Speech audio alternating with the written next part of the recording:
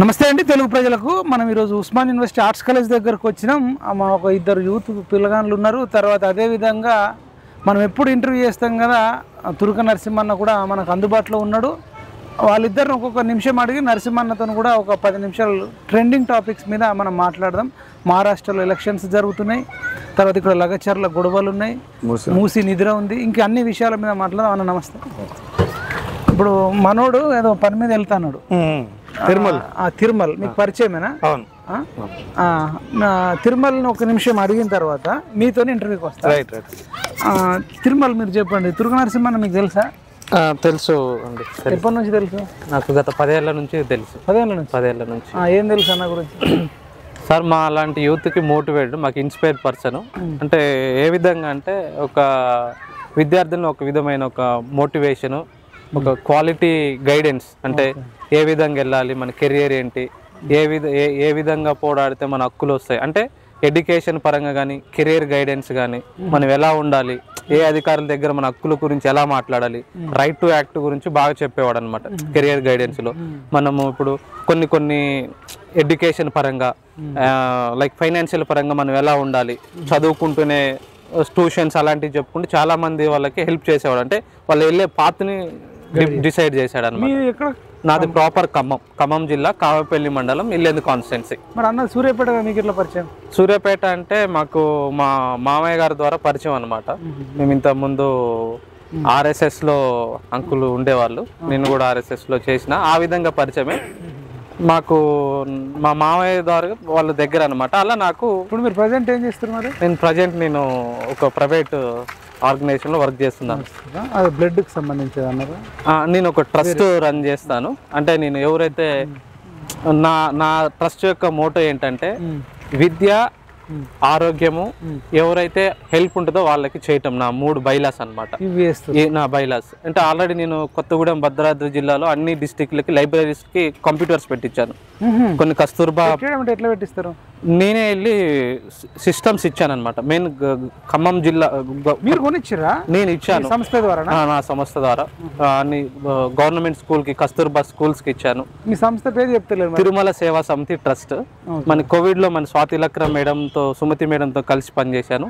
ఒక 4000 మందికి కూడా నేను గ్రాసరీస్ ఇచ్చాను అనమాట. కోవిడ్ 1-2 రెండిట్లో కలిసి వర్క్ చేశాను అనమాట. సేవాహారాన్ని మన పోలీసు వాళ్ళు డబ్బులు నేను వర్క్ చేసేవాడిని, నా దాంట్లో 10% ఇచ్చేవాడిని అనమాట. ఓకే, డబ్బులు అన్ని అంటే పబ్లిక్ ఫండ్ కూడా వచ్చేదా? పబ్లిక్ ఫండ్ ఏం లేదు బ్రదర్. యాజ్ ఆఫ్ నౌ నా ఓన్ ఫండే ఇచ్చాను. ఇప్పుడు మీరు ఇంట్రెస్ట్ ఉంది అంటే నాతో పాటు వచ్చి మీరే కొనిచ్చేది, నేను మీ దగ్గర నుంచి రూపాయి తీసుకుని కూడా మీరు దగ్గర కొని చెప్పేది అన్నట్టు. దగ్గర నాతో పాటు వచ్చి చేస్తా అంటే వాళ్ళు చేసేవాళ్ళు. ఆ రకంగా ఇంతమంది చేశారు. మొన్న రీసెంట్ గా కూడా తలసీమ వ్యాధితో బాధపడుతున్న పిల్లలకి నా బర్త్డే సందర్భంగా 30 మంది స్వచ్ఛందంగా వచ్చి బ్లడ్ ఇచ్చారు. అది మన ఖమ్మం గవర్నమెంట్ హాస్పిటల్కి సబ్మిట్ చేసామన్నమాట. 30 మంది ఫాలోవర్స్, మా ఫాలోవర్స్ 30 మంది. సరే, ఇప్పుడు గవర్నమెంట్ అనుకోద్దాము, ఎట్లుంది రేవంత్ రెడ్డి రూలింగ్? యువత ఏమనుకుంటున్నారు? యువత అంతా కూడా అన్సాటిస్ఫాక్షన్ ఉంది. యువతతో పోల్చుకుంటే అన్ని రంగాలలో కూడా చాలా అన్సాటిస్ఫాక్షన్ ఉంది. మెయిన్ గా కాంగ్రెస్ కార్యకర్తలు కూడా అన్హ్యాపీగానే ఉన్నారు. మా 4 ఫాదర్స్ అంతా కాంగ్రెస్ పార్టీ మాదంతా, మేము కూడా అన్హ్యాపీగానే ఉన్నాం అనమాట. కాంగ్రెస్ కార్యకర్తలు గ్రౌండ్ లెవెల్ నుంచి ఎవరైతే 10 సంవత్సరాలు కష్టపడ్డారో వాళ్ళంతా ఇప్పుడు అన్హ్యాపీగానే ఉన్నారు కాంగ్రెస్ గవర్నమెంట్ లో. కార్యకర్తలు ఉన్నారు. ఏమంటారు కాంగ్రెస్ కార్యకర్తలు? ఏమంటారు? ఏ పథకాలు అన్నారు, ఏ పథకాలు సరిగా రావట్లేదు. ఓకేనా, అన్ని పథకాలు చెప్పారు కానీ ఏ పథకాలు సరిగా రావట్లేదు. ఉన్న కార్యకర్తలను అందరిని చూసుకుంటా అన్నారు. ఉన్న కార్యకర్తలకి రుణమాఫీ అన్నారు. కొత్త రుణం ఏమంటే రుణాలు ఇవ్వట్లేదు, బ్యాంకుల చుట్టూ పడిగాపులు పడతారు. ఓకేనా, దానికి మళ్ళీ రికమెండేషన్స్. ఇప్పుడు రైతు అనేటోడు స్వచ్ఛందంగా పోయి నీకు 10,000 ఇచ్చినా 20,000 ఇచ్చినా రైతు ఏం అడగడు. ఒక రైతుకి వాల్యూ, మనం ఒక రైతుకి ఎకరం ప్రకారం ఇస్తున్నారు. అదే ఎవరైతే పొలిటికల్ ఇన్ఫ్లుయెన్స్ ఉన్నారో 10 గుంటలు ఉన్నోడికి ₹1,00,000 ఇస్తున్నారు. ఒక వాస్తవంగా రైతుకి 5 ఎకరాలు ఉన్న రైతుకి 40,000 ఇవ్వట్లేదు. ఆ రైతు కాంగ్రెస్ కోసం 10 సంవత్సరాలు కష్టపడ్డ రైతు. మళ్ళీ ఎవరైతే ఈ మధ్య మళ్ళీ జంపింగ్ జపాంగులు ఉంటారు కదా, ఆ జంపింగ్ జపాంగులు 10 గుంటలు ఉంటే ₹1,00,000 లోన్ ఇస్తారు. ఇట్లుంటుందా? బ్యాంకుకు గవర్నమెంట్కి ఏమన్నా బ్రదర్? ఇప్పుడు రైతు బంధు, రైతు రుణమాఫీ ఇచ్చారు కదా. రైతు రుణమాఫీ ఎట్లా నడుస్తుంది? బ్యాంక్ అలయన్స్ ఎట్ ఇస్తారు, మన సొసైటీ బ్యాంకులలోనే ఇస్తారు. మేజర్ ఆఫ్ ద ఫండ్ వచ్చేది సొసైటీ బ్యాంకులు.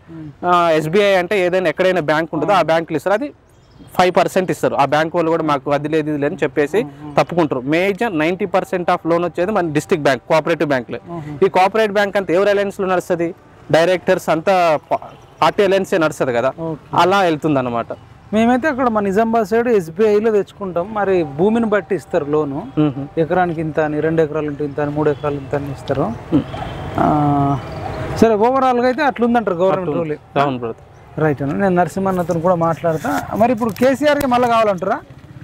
అంటే కేసీఆర్ అనేది కూడా వాళ్ళు కూడా అందరూ కూడా ఇంకొక ప్రయత్నం చూస్తున్నారు అనమాట. వేరే పార్టీని కూడా కేసీఆర్ ఓడిపోయినందుకు బాధపడము, ఏడుపడము, సూసైడ్ చేసుకోవడం అన్నట్లు అలాంటి అయితే కేసీఆర్ ఓడిపోయినందుకు అంత బాధపడేది అయితే ఎవరు లేరు బ్రదర్. మరి అలా ఏమంటారు అంటే బీఆర్ఎస్ వాళ్ళు, అసలు కేసీఆర్ లేకపోవడం వల్ల అసలు ప్రజలు అన్నమే తింటలేరు, అసలు మళ్ళీ కేసీఆరే కావాలనుకుంటున్నారు, అటువంటి స్వర్ణయుగం మళ్ళీ రావాలని ఆర్ఎస్ ప్రవీణ్ కుమార్ లాంటి వాళ్ళు అంటారు కదా, మీరు విన్నట్లే? ఈయన ఇంటనే ఉన్నా. ఆర్ఎస్ ప్రవీణ్ కుమార్ సార్ చాలా గొప్ప వ్యక్తి. ఆయన ఈ విధంగా ఎందుకు మాట్లాడుతున్నారు? గొప్ప వ్యక్తి అంటే నిజాలే చెప్తాడు కదా. నిజాలే చెప్తాడు అంటే సారు కూడా గ్రౌండ్ లెవెల్ వెరిఫికేషన్ చేసి ఉండాలి. మరి ఇదే Praveen Kumar sir TRS government ఉన్నప్పుడు 10 సంవత్సరాలు ITDలు మట్టు భాషపోయినాయి. అప్పుడు ఎటుపోయింది మన ప్రవీణ్ సార్?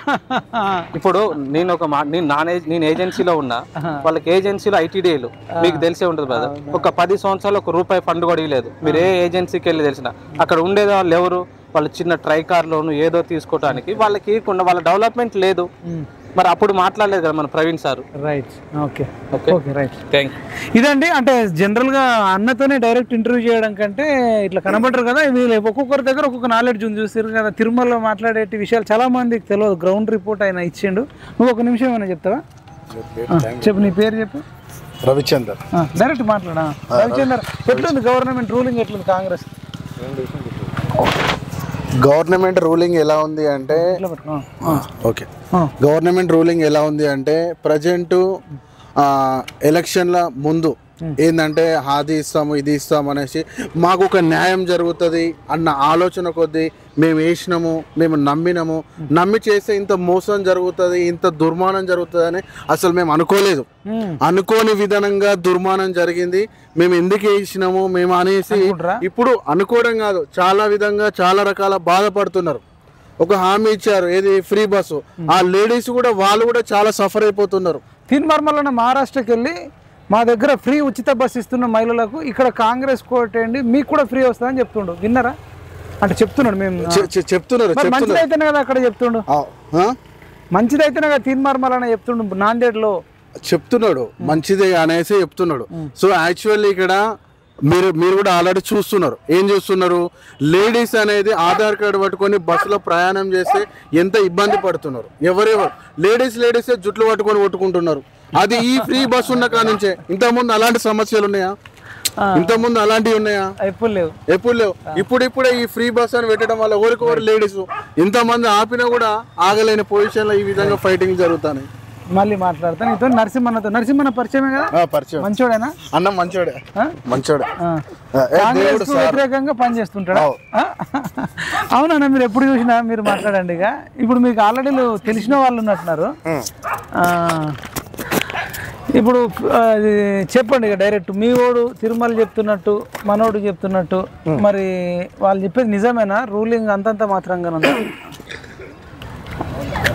రూలింగ్ అంతంత మాత్రం కంటే ఈయన చేయవలసినవి చాలా ఉన్నాయి. ఒక నియంత్రణ జైలు వేయాలి, చాలా శిక్ష పడాలి. ఈయన మూసినది వాళ్ళే గుంజుకుంటాను కానీ కేసీఆర్ అంటే వాళ్ళ ఆస్తులు గుంజుకుంటలేడని చూస్తారు. 100 ఎకరాలు, 100 కోట్ల ఆస్తులు, 1,000 లక్షల కోట్ల ఆస్తులు, 1,000 కోట్ల ఆస్తులు ఫస్ట్ వాళ్ళకి గుంజుకోవాలా? వాళ్ళంటే ఎవరెవరు? ప్రభుత్వం గుంజుకోవాలి. కేసీఆర్ బినాములై వాళ్ళే గుంజుకున్న తర్వాత మాకాడు రావాలని మూసినది పరివాహక జనం అంటారు. తర్వాత నీ కాడ ఉంటున్నాయి మీ పరివాహ ప్రాంతం. ఇంకోటి ఏంటంటే మూసినది పరివాహ ప్రాంతంలో డబ్బు ఉన్నోళ్ళు చాలా మంది ఉన్నారు. వాళ్ళే గుంజుకో, వాళ్ళే కూలగొట్టారు, మమ్మల్ని కూలగొట్టాలి. ఎందుకంటే మా జీవితం మొత్తం ఇదే ఇల్లు, ఈ గుడిసే ఇల్లు, ఆ రేకులు ఇల్లు, లేకపోతే అది చేసుకోరు. ఇల్లు కడుతున్నప్పుడు అందరు పర్మిషన్ ఇచ్చారు. ఒక ఆర్డీఓ ఇచ్చారు, ఎంఆర్ఓ ఇచ్చారు, లోకల్ ఇచ్చారు, బిల్డింగ్ పర్మిషన్, బీఆర్ఎస్ ఉండే LRS అన్ని ఇచ్చారు కదా. అన్ని ఇచ్చిన తర్వాత సడన్లీ కూలగొట్టాలంటే మేము ఎడిపోతాం. మేము ఒక టైం ఏరా. ఇంకొకటి కూలగొడుతున్నప్పుడు ఏంటంటే 1 కోటి రూపాయలు 2 కోట్ల ఆస్తి అక్కడ బయట చూపించాలి. ఫస్ట్ వీళ్ళకి ఇచ్చేసి డబ్బులు ఇచ్చేసి డబ్బు ఆల్టర్నేట్ చూపించిన తర్వాత కూలగొట్టంటారు వాళ్ళు. నేను ఇప్పుడు రాత్రి మొత్తం వాళ్ళు పడుకున్నాను. అదే మూసీ నిద్ర అని మీరు బీజేపీ వాళ్ళు లైన్ తీసుకున్నట్టున్నారు. అవును. ఇప్పుడు మీ అధ్యక్షుడు కిషన్ రెడ్డి అన్న కానీ లక్ష్మణ్ కానీ మీరు వాళ్ళతో పాటు మీరు కూడా అవును రాత్రి అన్న పడుకున్నాం. ముస్లిం రేవంత్ రెడ్డి సవాల్ చేసిండు, ఒక్క రోజన్నా అక్కడ మూసి ఇక్కడ నిద్ర పనుకున్నాం కదా రామాలకు. ఆయన ధైర్యంగా రావాలి, ధైర్యంగా వస్తే ఆ ఇల్లు ఛాలెంజ్ తీసుకొని మీరు ఆయన కూడా రావాలి కదా, ఆయన కూడా వచ్చి మాట్లాడాలి కదా. మీ ఇప్పుడు పబ్లిక్ లో ఉన్నాము, ఒక్కొక్కరి బాధ ఏంది మరి, వాళ్ళు ఎడిపోతారు. వాళ్ళు ఒక లోన్ ఉంటది, ఆ ఇల్లు అమ్మితే ఓ ఇల్లు కట్టాలి, ఇల్లు అమ్మితే ఒక పెళ్లి చేయాలి, ఇల్లు అమ్మితే ఒక పెళ్లి చేయాలి, లేదా లోన్ తీర్చాలి ఇల్లు లోనుకు, లేదా దాంట్లో ఉంటే కిరాయిలు వస్తాయి, ఇవన్నీ కోల్పోతారు కదా వాళ్ళు. సర్వమ్మాలో నాయకులు ఏమంటారు అసలు నిద్ర పల్లె నిద్ర అంటే మూసి పక్కకు నిద్ర చేయడానికి కారణం ఏంది అసలు? మూసి ఇదే కదా, ఆయన చాలా చేశాను కదా, చాలా తీసుకురు కదా. అంటే వాళ్ళ దోమలు పడుకోలేరు బీజేపీ వాళ్ళు, పేదోళ్ళు కలిసి ఉండలేరు బీజేపీ వాళ్ళు, అసలు ఉన్నదే పేదోళ్ళతో బీజేపీ వాళ్ళు.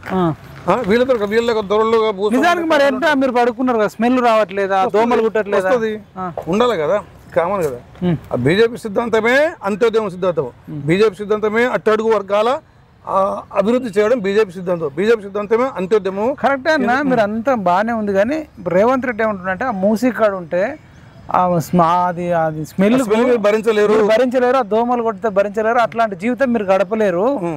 ఎందుకు వాళ్ళకు మేము అక్కడ నుంచి తీసి వేరే దగ్గర మంచిగా ఇస్తా అంటే మీరు అడ్డుపడుతున్నారు అనేది క్వశ్చన్. ఇస్తలేదు అదే కదా, ఏమని చెప్పు ఫస్ట్ మొదట ఏమని చెప్పు. ఎంత వీళ్ళు రాజకీయ ఒకటి ఉండి రాజకీయ నాయకులు బ్రోకర్లు ఎంత బ్రోకర్లు అంటే ఎంతో మంది ప్రాజెక్టులు ఎన్నో ప్రాజెక్టులు వచ్చినప్పుడు వీళ్ళ ఆస్తుల్ని ల్యాండ్స్ ని ప్రొక్యూర్ చేస్తుంది గవర్నమెంట్, ప్రొక్యూర్ చేస్తుంది. ఇప్పుడు ఎగ్జాంపుల్ ఒకటి చెప్తున్నాం. ఇప్పుడు ఇంటర్నేషనల్ ఎయిర్పోర్ట్ ఉంది, ఇంటర్నేషనల్ ఎయిర్పోర్ట్ ఉన్నప్పుడు ప్రొక్యూర్ చేస్తున్న 4 లక్షలు 5 లక్షలు ఎకరం ఉండే, అవి అమ్ముకుంటే వాళ్ళు ఏమిటి పని రాకపోయి ఎకరం అమ్ముకుంటూ ఎకరానికి బయట ఉన్న ఎకరానికి కట్టగానే 5 లక్షలు 5 కోట్లు అయిపోయింది. వీళ్ళు 5 లక్షలు అమ్ముకొని దాంట్లో ఉద్యోగం ఇస్తారని చెప్పేసి నమ్మబడితే వీళ్ళు పోయి స్వీపర్ ఉద్యోగం చిన్న ఉద్యోగాలు చేశారు. 5 లక్షలు ఏం పనికి రాలే వాళ్ళకి. అంటే డబ్బులు ఏముంటాయి చెప్పు, చిన్న అవసరాలు పోతే మొత్తం అయిపోతాయి, మళ్ళీ భూములు కోల్పోతే వాళ్ళు పోయి జీవితం వాళ్ళ పక్క ఉంటే అమ్ముకొని ఈయన వాళ్ళ భూములు పక్క ఉంటుంటే 10 కోట్లు అయిపోయినాయి. ఇట్లా 100 కోట్లు మా దగ్గర ఉండే. మరి ఇట్లా నువ్వు రోడ్డు డెవలప్ చేస్తున్నావు వాడిని, ఏ ప్రాజెక్టులో ల్యాండ్ ప్రొక్యూర్ చేస్తున్నప్పుడు వాళ్ళ ఫ్యూచర్ ఏంది, వాళ్ళు ఈ ప్రాజెక్ట్ చేస్తే పక్క వాళ్ళ ల్యాండ్ ఎంత డెవలప్ అవుతుంది, ఎంత వాల్యూ డెవలప్ అవుతుంది. కాబట్టి ఆ వాల్యూ వీళ్ళకి ఇవ్వాలి. అంటే 1:3 ఇవ్వాలి.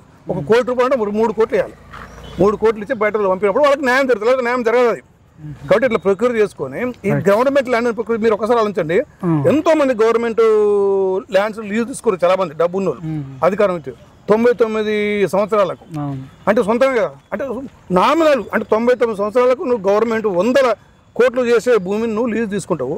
మరి వాళ్ళకంత ఈజీగా వాళ్ళకు వెళ్ళిపోమంటే ఎట్లా వెళ్ళిపోతా చెప్పండి? వాళ్ళ జీవితమే అది, వాళ్ళ పొట్ట మీద కొట్టదు కదా. ధైర్యం రావాలి, మాట్లాడాలి, ప్రజలు మాట్లాడాలి, పండుకోవాలి. బీజేపీలు పండుకో, నువ్వురా, బీజేపీలు వస్తే నువ్వురా, సమాధానం చెప్పేసి. ఎన్ని అవస్థలు పడతారు వాళ్ళు. అప్పుడు సడన్లీ నైట్ కుటుంబాలు ఉంటాయి, దాదాపు 1000 కుటుంబాలు ఉంటాయి, 1000 కుటుంబాలు ఉంటాయి. మూసీ నది పరివాహ ప్రాంతంలో ఈ FTL 1000 కుటుంబాలు ఉంటాయి. Okay right. ఈ మూసీది ఓకే అన్న, మీరు కొట్లాడుతుంటారు మీ పార్టీ. కానీ ఇప్పుడు లగచర్ల ఇష్యూ నడుస్తుంది, లగచర్లలో కొడంగల్ రైతులు ఏంది అది ఎవరి లగచర్ల ఇష్యూ? లేడీకి లేచిందే పరుగు. లేడీకి కలెక్టర్ను మరి MROల పైన అక్కడ ఉండే మరి కొడంగల్ డెవలప్మెంట్ అథారిటీకి సంబంధించిన వెంకటరెడ్డి పైన దాడులు చేయని మీరు సమర్థిస్తారా? దాడులు చేయడం కర్రలతోని వాళ్ళు పబ్లిక్ సర్వెంట్స్ అండి, వాళ్ళ మీద దాడులు చేయొద్దు. వాళ్ళ మీద IAS ఆఫీసర్ల మీద పోలీసుల మీద దాడులు చేయడం అవసరం లేదు, దాడులు చేయొద్దు అది. ఎందుకంటే అది KCRకు KTRకు అది వెనతో పెట్టిన విద్య. ఎందుకంటే వాళ్ళు ఎట్లా పోలీసులని బాగా ఉపయోగించుకోవడం KTRకు KCRకు అవసరం. KCR అక్కడి నుంచి వస్తుంటే 1000 మంది కానిస్టేబుల్ ఇటు ఉండాలి అటు ఉండాలి, 1000 మంది పోలీసు వాళ్ళు. మరి వాళ్ళ యొక్క రాజకీయ డామినేషన్ కోసం, ఆధిపత్యం కోసం పోలీసు వాళ్ళు మనం దేనివల్లే ట్యాప్ చేయాలి, ఏంది ఫోన్ ట్యాప్ చేయాలి, వాళ్ళకు ఉపయోగపడాలి. తర్వాత వాళ్ళ ఇంటి చుట్టూ ఒక రాజు లెక్క ఉపయోగపడాలి పోలీసులు.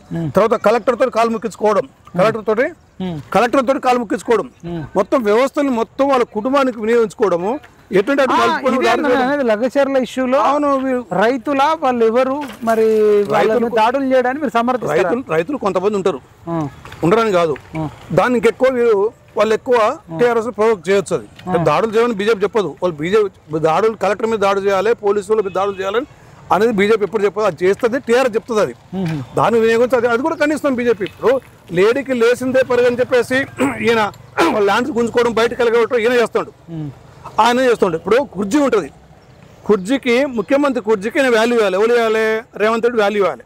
రేవంత్ రెడ్డి ముఖ్యమంత్రి, మరి రేవంత్ రెడ్డికి ఎవరు వాల్యూ ఇవ్వాలి? కేటీఆర్ వాల్యూ ఇవ్వాలి. ముఖ్యమంత్రికి ఈయన వాల్యూ ఇవ్వడు, కేటీఆర్ ఇవ్వడు. ముఖ్యమంత్రిని వాడు వీడిని తిట్టిస్తాడు కేటీఆర్. పనికిరాని ఎమ్మెల్యే వాడు రేవంత్ గాడు, వాడు బుట్టవాడు ముఖ్యమంత్రిని పట్టుకుంటా అట్లా టీఆర్ఎస్ అంటలేరా? మీరు చూస్తలేరు? ఎవరి పేరు చెప్పారు? ఎవరి పేరు చెప్తారు? చూస్తూనే ఉన్నాం. మీరు చూస్తారు యూట్యూబ్ లో కూడా చూస్తాను. ముఖ్యమంత్రి రేవంత్ గారు అన్న వాళ్ళు కూడా ఉన్నారు టీఆర్ఎస్ ఎమ్మెల్యేలు. అట్లంత ఘోరంగా మాట్లాడతారు ముఖ్యమంత్రిని పట్టుకొని. ముఖ్యమంత్రి అంతే, అమెరికా అధ్యక్షుడు అంతే, గెలిచిన తర్వాత అమెరికా దేశం డాన్ అంతే. అట్లా ఉండాలి ముఖ్యమంత్రి పెట్టే వాల్యూ ఇవ్వాలి. ఈ ముఖ్యమంత్రి ఏం చేస్తాడు? అంతకుముందు ఎట్లయితే ప్రతిపక్షంలో ఉన్నప్పుడు లేకపోతే ఎలక్షన్లో తిట్టినప్పుడు అంటే తిట్టదు కూడా, ఈయన కూడా తిట్టదు. అరే నీ ముఖ్యమంత్రి వదలున్నా అని చేసేది ఇవాళ ముఖ్యమంత్రి ఏమంటారు అంటే, నువ్వు అంతగానో మాట్లాడుతావు, వీళ్ళు ఎందుకు అరెస్ట్ చేస్తున్నావు? కేసీఆర్ చేసిన మోసాలు అవుతుంది, దోపిడీ అవుతుంది, అవినీతి అవుతుంది, అధికార దుర్వినియోగం అవుతుంది, ఎన్ని చేసిన ఇక్కడ చిట్ట ప్రజలు పెట్టు శ్వేతపత్రం విడుదల చేసి పబ్లిక్ ఎందుకు విడుదల చేస్తారు? ఎందుకు నువ్వు వీళ్ళ మీద అంతా చేస్తున్నావు? నువ్వు ఎందుకు డిలే చేస్తున్నావు? పబ్లిక్ అంటే మీరు ఏమనుకుంటారు? ఇప్పుడు బీఆర్ఎస్ కాంగ్రెస్ రెండు ఒకటి అంటారు ఏంది? రెండు నేచర్ ఒకటి, దోపిడీ ఒకటి. ఎందుకు అరెస్ట్ చేస్తారని మీరు ప్రశ్నిస్తారు. ప్రజలు అంటారు, ప్రజలు అన్నారని ఎవరన్నా రోడ్డు మీదకి వచ్చారు? రోడ్డు ప్రజలు అదే కోపం, అదే మీరేమో ఇట్లా అంటారు.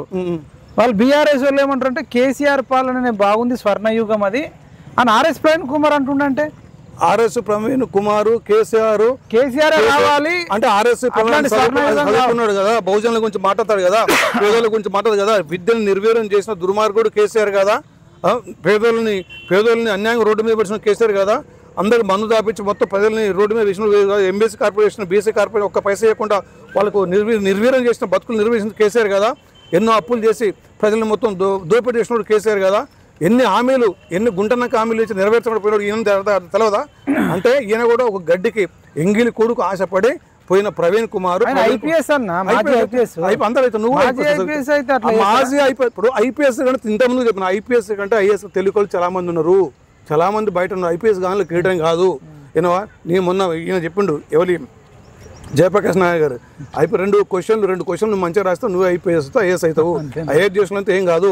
ఆ రోజు భార్యతోటి మంచిగా గొడవ పెట్టుకున్నాడు అయితే వాడు మంచిగా రాయడు, నువ్వు గొడవ పెట్టుకుని మంచిగా పోయినా రాస్తావు. క్లియర్ చెప్పండి నేను ఐఏఎస్ పెద్ద ఏం కాదు.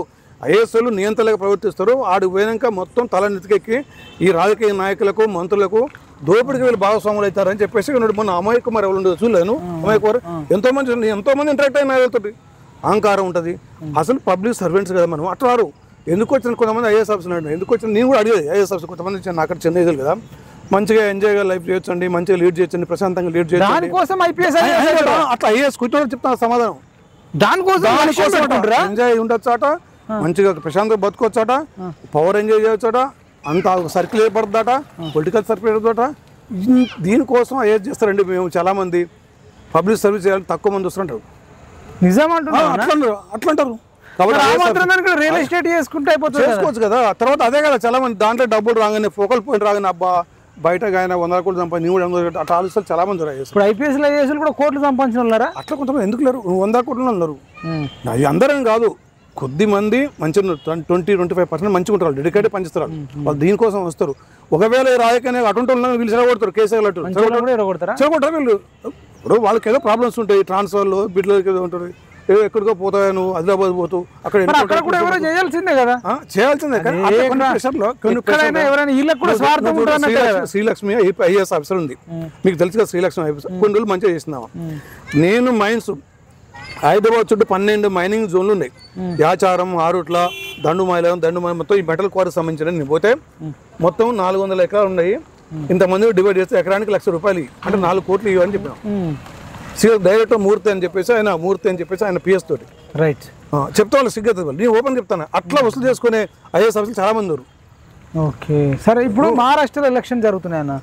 తీన్మార్ మల్లన్న రేవంత్ రెడ్డి వెళ్ళి రైతు రుణమాఫీ చేసినాం, ఫ్రీ బస్ ఇస్తున్నాం, ₹500 సిలిండర్ ఇస్తున్నాం, ఇంకా చాలా మంచి పనులు చేస్తున్నాం. అక్కడ ఎట్లయితే అవుతుందో కావాలనుకుంటే తెలంగాణ రాష్ట్రంలో ఎట్లయితే చేస్తున్నామో మహారాష్ట్రలో అట్లా కావాలనుకుంటే కాంగ్రెస్ కోట్ వేయండి అని చెప్తున్నారు. మీరు వినుంటారు. మీకు దమ్ము ఉంటే కాంగ్రెస్ వాళ్ళు అంటారు మంచిదేనా మరి? అది మహారాష్ట్రలో జర ఆ ఇష్యూ కాదు. మహారాష్ట్రలో బాంబులు పేలకుండా మేము చూస్తున్నాం హామీరి. మహారాష్ట్రలో తీవ్రవాదం లేకుండా మీరు హామీ లేరు. బాలదాగర్ గారు చెప్పారు కదా, బాలదాగర్ బతుకున్నప్పుడు ఏమని చెప్పారంటే కాంగ్రెస్ సపోర్ట్ ఇస్తులంతా ఏమంటారు వాడిని కాంగ్రెస్ సపోర్ట్ ఇస్తులంతా వీళ్ళు అన్నాడు. అది ఖచ్చితంగా ఆడ కొడుకే వర్తిస్తుంది. అది కొడుకు అసలైన పేరు ఈయనకపోయింది కదా, సిండ్ అయిపోయింది కదా. అట్లా అంటే కాంగ్రెస్కు ఏముందని సపోర్ట్ చేయాలి? కాంగ్రెస్ను స్థాపించిన వాళ్ళు ఎవరు? కాంగ్రెస్ సపోర్ట్ ఇస్తే వాళ్ళు ఎవరు? ఇలా బాబర్ సమాజ్కి ముఖ్యమైన వాళ్ళ కుటుంబం మొత్తం అంతే. మీరు చూడండి, బాబర్ సమాజ్ కొడుకే కదా కాంగ్రెస్ మద్దతు ఇస్తుండు. అరే అధికారం ఇలా రేవంత్ రెడ్డి వెళ్ళదా? రేవంత్ రెడ్డికి కాంగ్రెస్ వాళ్ళు నెహ్రూ పోయి బాబరు సమాధి మొక్కిండు, తర్వాత ఇందిరాగాంధీ బాబరు సమాధి మొక్కింది, ఇందిరాగాంధీ కూడా, ఈ రాహుల్ గాంధీ మొక్కిండు.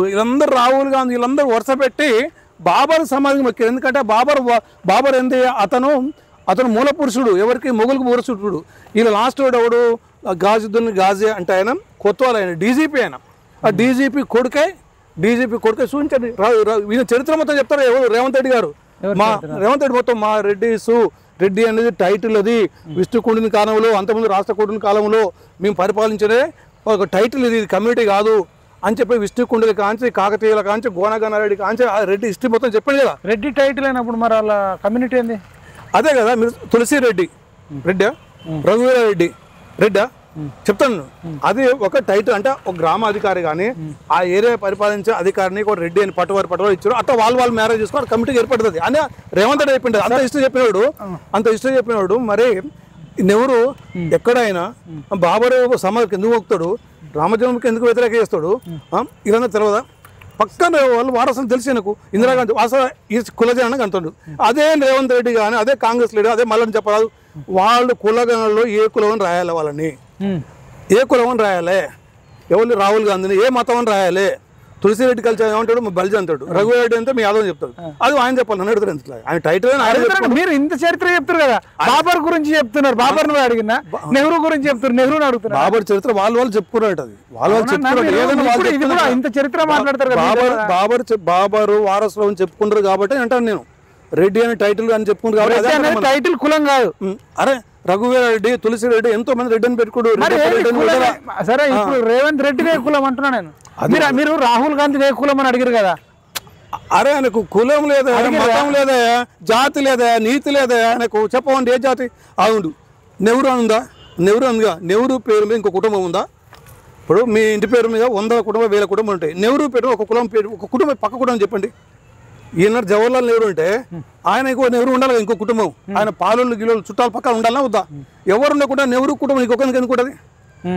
అంతే. అవునా? మీరు రాహుల్ గాంధీని అడిగారు మంచిగానే, మరి రేవంత్ రెడ్డిని ఎందుకు అడగట్లేదు అంటున్నా.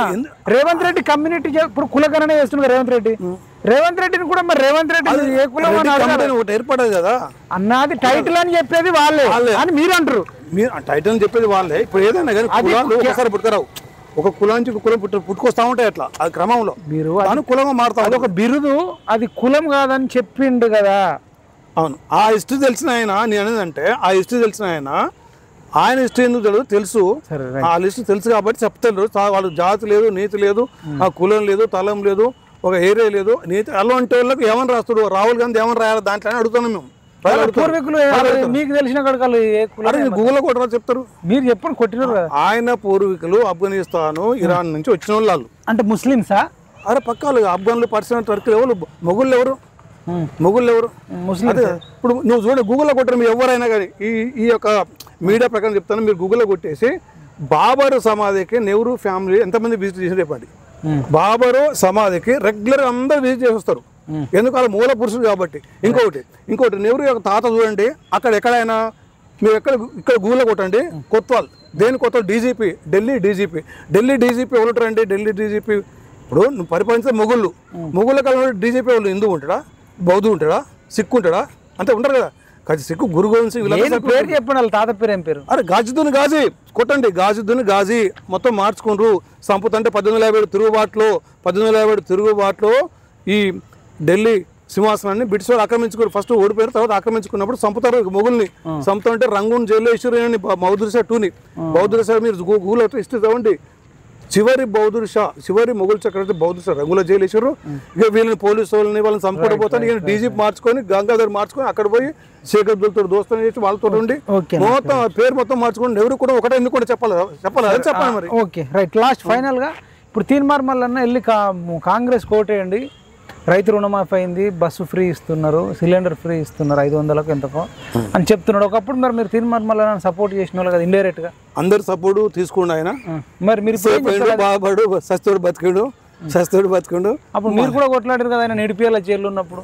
అరే ఆడ కేసీఆర్ వ్యతిరేకంగా మాట్లాడండి కాబట్టి ఇప్పుడు ఆయన చెప్పేది కరెక్టేనా? మరి కాంగ్రెస్ కు ఓటేయండి అంటున్నాడు. తెలంగాణలో మంచిగా ఉంది పరిపాలన. అక్కడ దీనికి కాదు, అక్కడ తీవ్రవాదం వ్యతిరేకంగా ఓటేస్తారు. తీవ్రవాదం వ్యతిరేకంగా ఈయనకేం చెప్తావు అంటే మళ్ళీ నాకు అదేదో చెప్తావు. ఎవరో ఇప్పుడు తెలంగాణ సూపర్ పరిపాలన ఉంది, ఇక్కడ కూడా కాంగ్రెస్ కి వేయండి అని మహారాష్ట్రలో చెప్తుండు. ఆయనకేం చెప్తారంటున్నా? ఎవరు? తీర్మానం మళ్ళీ నాకు ఆయనకు ఫాలోవర్స్ ఉంటారు చాలా మంది. చెప్పమని చెప్తాను. ఇప్పుడు అక్కడ దేశం మొత్తం మీద ఏం జరుగుతుంది, ఎక్కడ అశాంతి ఉంది, ఎక్కడ మతకాలు అవుతున్నాయి, ఎక్కడ నిరుద్యోగుతుంది, ఎందుకు అయింది అని చెప్పండి. అది ఆయన వాటి పరిష్కారం చెప్పండి. తెలంగాణలో అది అక్కడ అప్లై చేస్తానంటే నల్గొండ జిల్లా వాసి మీకు ఒకరి కొంత మీరు లైక్ చేసిన వ్యక్తి మీరు ఏం చెప్తారు? ఎవరు లైక్ చేసిన వ్యక్తి? మీరు గతంలో కేసీఆర్ ప్రభుత్వం ఉన్నప్పుడు కేసీఆర్ లైక్ చేయలే, అది దోపిడి దొంగ అని చెప్పి. కేసీఆర్ ప్రభుత్వం ఉన్నప్పుడు మళ్ళా నన్ను లైక్ చేసి ఇప్పుడు ఒక గొంగలి పురుగు కూడా సపోర్ట్ చేస్తాం. అది ఒకళ్ళు వీరసింహాలే. ఇప్పుడు ఆయన పరిపాలన తెలంగాణలో బాగుందని ఆయన అంటుండు, బాగలేదని మీరు అంటారు. ఇక్కడ తెలంగాణలో బాగలేదని మీరు అంటారు. అన్న బాగుంది తెలంగాణలో, మళ్ళీ మహారాష్ట్ర ప్రజలు కూడా కాంగ్రెస్ కోటేయండి అని మల్లన్న చెప్తుండు. మరి మల్లన్నకి ఏం చెప్తారు అంటున్న ప్రశ్నకు ఆన్సర్ చెప్పండి. మల్లన్నకు చెప్పరా? ఆయన వదిలేస్తారా? వదిలేసు. ఎందుకంటే పోటుకో మాట మాట్లాడు, పోటుకో పాట. మీరే అన్నారు బీసీల కోసం మాట్లాడుతుండు, ఆయనకు సపోర్ట్ చేయరు మైపాలన్నారు. బీసీల కోసం సపోర్ట్ చేయరు మైపాలన్నారు. బీసీ అభివృద్ధి కోసం ఎవరు మాట్లాడి సపోర్ట్ చేయమంటారు? నీకే కదా ఈయన మాట్లాడి సపోర్ట్ చేయమంటారు. దాని ఏముంది?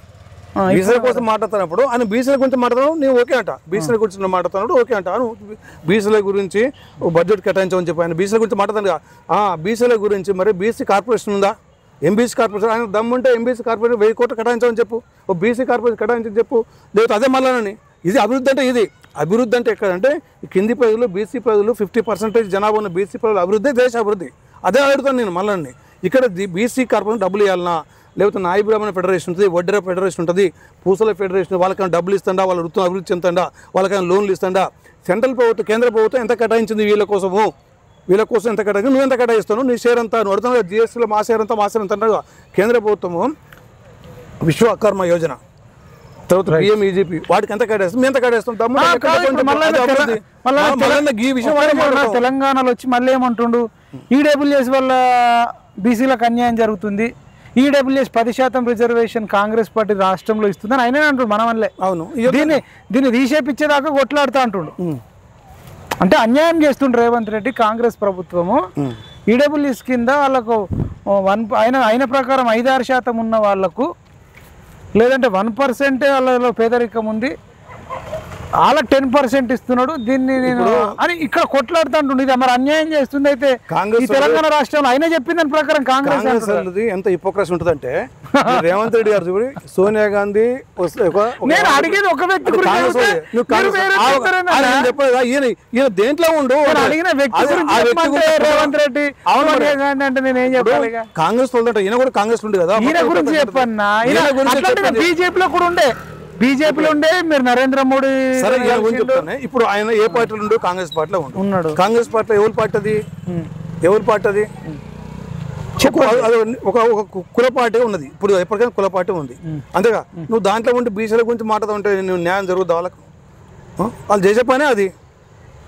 ఈడబ్ల్యూఎస్ కోసం చెప్పండి అన్న. ఈడబ్ల్యూఎస్ కోసం ఆయన ఏమంటుండు అంటే, నేనన్నది కాదు, మొత్తం ఈడబ్ల్యూఎస్ కింద దోపిడీ అయిపోతుంది, మన రిజర్వేషన్స్ అన్ని బీసీలే ఓసీలే తీసుకుంటున్నారు అని చెప్పిండు ఆయన. ఈ కాంగ్రెస్ ప్రభుత్వం రేవంత్ రెడ్డి అన్యాయం చేస్తుండని చెప్పిండు. ఇది తగ్గించమని నేను చెప్తే నా మాట ఇంటలేడు రేవంత్ రెడ్డి అన్నాడు. అంటే కాంగ్రెస్ పార్టీ ఇంటలేదు అంటుండు. మీరు ఒకసారి అంతగానో రేవంత్ రెడ్డి తిడుతాడు, కాంగ్రెస్ తిడుతాడు, ఎందుకు అట్లా అంటున్నారు కాంగ్రెస్ పార్టీలో? అది ఒక డ్రామా. అనిపిస్తారు అది డ్రామానా కానీ ఏమన్నా కానీ ఇప్పుడు మళ్ళీ కాంగ్రెస్ కోటేమంటుంది మహారాష్ట్రలో, మరి అక్కడ కూడా 10% ఈడబ్ల్యూఎస్ తీసుకొచ్చే అవకాశం ఉంటుంది కదా స్టేట్ గవర్నమెంట్ తీసుకుంటుంది. అవును. మళ్ళన్నేమో తెలంగాణలో వచ్చి ఈడబ్ల్యూఎస్ కింద కాంగ్రెస్ పార్టీ అన్యాయం చేసింది అంటుండు. మళ్ళీ మహారాష్ట్రకి వెళ్ళి కాంగ్రెస్ కోటేయండి, కాంగ్రెస్ దాంట్లో ఉన్న వాళ్ళందరూ దొంగ వైఖరే. ఇప్పుడు తెలంగాణలోకి వచ్చి మంచిగా లేదంటుండు రూలింగ్, మహారాష్ట్రకి పోయి రూలింగ్ మంచి బాగుంది తెస్తా ఉంటాను ఆయన, బాగున్నది మంచి రూలింగ్ తెస్తా ఉంటాడు ఆయన. అసలు మంచి రూలింగ్ మహారాష్ట్ర మంచి రూలింగ్ అంటే ఆయనకు అర్థం కావాలి కదా. మంచి రూలింగ్ అంటే ఆయనకు అర్థం కావాలి. ఎంత మాఫియా ఉంటుంది, ఎంత డ్రగ్స్ ఉంటాయి, ఎన్ని మతకాలు ఉంటాయి. డ్రగ్స్ ఏమన్నా ఉండరన్న, అది వేరే ఇష్యూ. ఈ మల్లన్న ద్వంద్వ వైఖరిని మీరు ఏమంటారు? ఇక దాని గురించి ఎందుకు చెప్పు టైం వేస్ట్ చేస్తావు. సీఎం అని చెప్పుకుంటుండు, అందరూ చెప్పుకుంటారు. అంటే ఓసీలే లాస్ట్ సీఎం ఇక్కడ అని చెప్తున్నాడు, విన్నారా? ఓసీలే లాస్ట్ సీఎం ఇక్కడ, తెలంగాణలో నెక్స్ట్ వచ్చేదంతా బీసీలో సీఎం అన్నాడు, విన్నారా? ఆయన బీసీ ఉండి మరి ఓసీ, అది ఓసీ పార్టీ, అది కాంగ్రెస్ అంటే కుల పార్టీ, అది దాంట్లో ఎట్టుంటాడు మరి ఆయన? కాంగ్రెస్ కుల పార్టీ అందరూ అంటారు, అది దానికి విధానం లేదు, మొత్తం వాళ్ళే ఉంటారు. రాజశేఖర్ గవర్నమెంట్ ఉంటారు, ఈయన గవర్నమెంట్ మంచి ఇప్పుడు కేసీఆర్దే అదే కుల పార్టీ, అన్ని ఆఫీసర్లు మొత్తం వాళ్ళే ఉంటారు. ఇప్పుడు కూడా ఐఆర్ ఆఫీసర్స్ మొత్తం వీళ్ళు ఉంటారా లేరా? ఈయన మళ్ళీ తెలియదా? ఇది కులపాటి తెలియదు అంటున్నా, ఇది కూడా కులపాటే కదా, అది కులపాటి. ఉమ్మడి నల్గొండ జిల్లానే కదా, మీరు కలిసి మాట్లాడవచ్చు కదా. ఎవరితోటి? ఉమ్మడి నల్గొండ జిల్లా ఎవరు మాట్లాడు? ఆయనతో అరే ఆయనలో ఉంటే మస్తు ఉన్నారు, ఏముంది ఆయన దగ్గర? పార్టీ పెడతారట, సీఎం అవుతాడని కూడా అంటున్నారు. అది ఎవరో మస్తు మంది పెడతారు. దేవేందర్ గౌడ్ పెట్టిండు. బీసీ సీఎం అవడం మీకు ఇష్టం లేదా? బీసీ సీఎం అవడం ఇష్టం లేదా? నువ్వు బయటకు వెళ్ళి పెట్టు మరి, కాంగ్రెస్ లో బయటకు వెళ్తే సపోర్ట్ ఇస్తారా మరి? బయటకు వెళ్ళి ఆయనకు ఉంటుంది, వాల్యూ ఉంటుంది, ఆయన ఉంటాయి. అరే ఒక స్టాండర్డ్ ఉండంటే ఒక స్టాండర్డ్ ఉండ, ఆయన ఒక స్టాండర్డ్ ఉండంటే వస్తాం. అది అరే తెలంగాణ ఊర్లో ఇక్కడ ఉంటే అక్కడ ఎవరు నమ్ముతారు చెప్పండి? నమ్ముతారు వాళ్ళు? నీ కాన్సెప్ట్ అని చెప్పండి, అది నీ కాన్సెప్ట్ అండి. అసలు పూర్తిగా వ్యతిరేకమైన పార్టీ కాంగ్రెస్, దేశానికి సమాజానికి వ్యతిరేకమైన పార్టీ కాంగ్రెస్. తీవ్రవాదం కానీ, ఆర్థిక అసమానతలు కానీ, సామాజిక అసమానతలు కానీ కిందికి తొక్కే పార్టీ కాంగ్రెస్ పార్టీ. ఒక కుల పార్టీ చెప్పుకున్న పార్టీ నువ్వు ఉండేసి నువ్వు బీసీలు న్యాయం చెప్తే ఎవరు నమ్ముతా చెప్పండి? అది ఎవరు నమ్మడు. థ్యాంక్ యూ సో మచ్ అన్న. ఇదండి దుర్గా నరసింహన్నతో సంచలన ఇంటర్వ్యూ. మరి చూస్తూనే ఉండండి PMR TV. జై తెలంగాణ, జై జవాన్, జై కిసాన్, జై